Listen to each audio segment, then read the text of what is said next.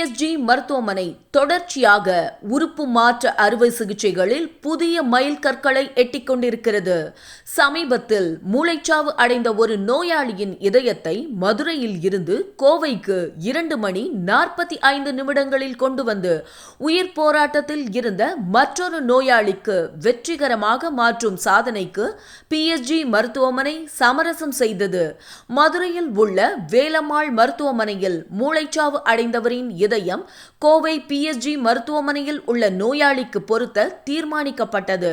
காலை 10:30 மணிக்கு மருத்துவ குழுவினருடன் எடுத்துச் சென்ற ஆம்புலன்ஸ் திண்டுக்கல், திருப்பூர் மாவட்டங்கள் வழியாக 1:15 மணிக்குள் கோவையை சென்றடைந்தது.